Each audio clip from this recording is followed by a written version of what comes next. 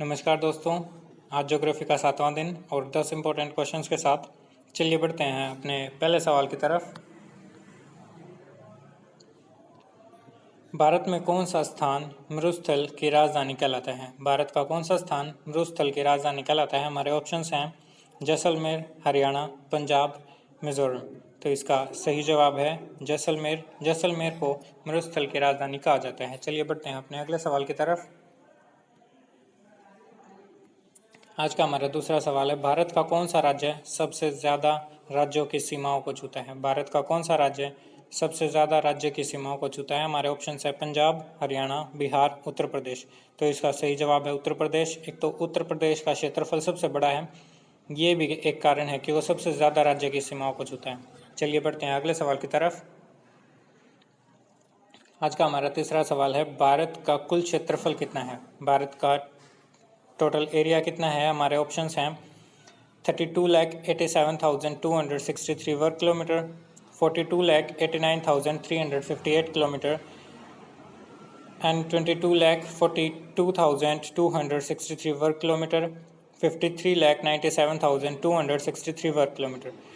तो इसका सही जवाब है 32,87,263 वर्ग किलोमीटर। ऑप्शन फर्स्ट जो है वो सही जवाब है। भारत का कुल क्षेत्रफल है 32,87,263 वर्ग किलोमीटर।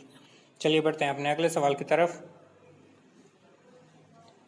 इनमें से कौन सा देश अगुलीनुमा झील के लिए प्रसिद्ध है?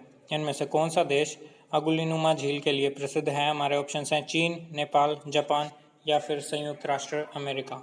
तो इसका सही जवाब है संयुक्त राष्ट्र अमेरिका। यूएसए अपुल्लीनुमा झील के नाम से प्रसिद्ध है। चलिए बढ़ते हैं अगले सवाल की तरफ। आज का हमारा 5वां सवाल है, भारत के पूर्व में स्थित समुद्र तट को क्या कहते हैं? भारत के पूर्व में स्थित समुद्र तट को क्या कहा जाता है? समुद्री तट, कोरोमंडल तट, पूर्वी तट या फिर पूर्वी समुद्र तट।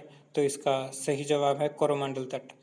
चलिए बढ़ते हैं अगले सवाल की तरफ। आज का हमारा वीडियो का 6वां सवाल, इनमें से किस देश में अटाकामा मरुस्थल है? जो अटाकामा मरुस्थल है वो किस देश में है? चलिए अपने ऑप्शंस देखते हैं।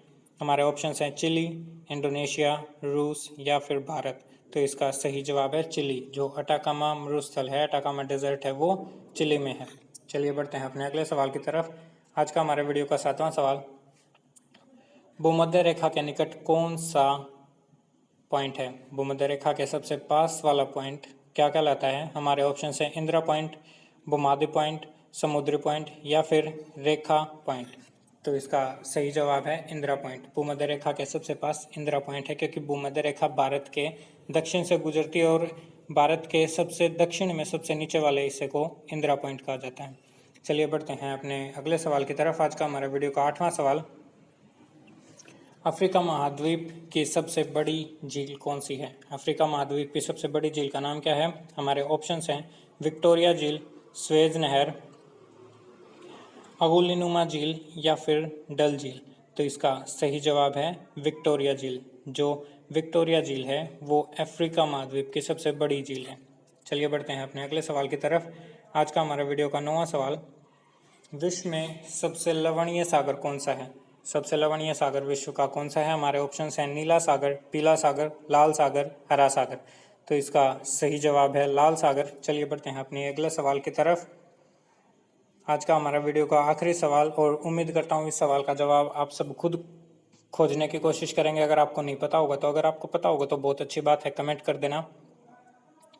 तो आज का हमारा आखिरी सवाल है, इसमें से पहले किस राज्य का नाम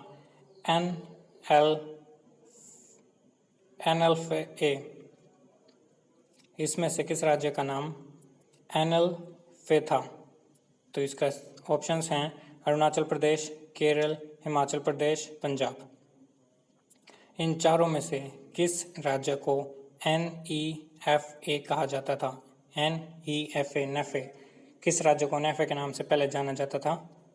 तो इस सवाल का जवाब आप खुद ढूंढेंगे और कमेंट करेंगे।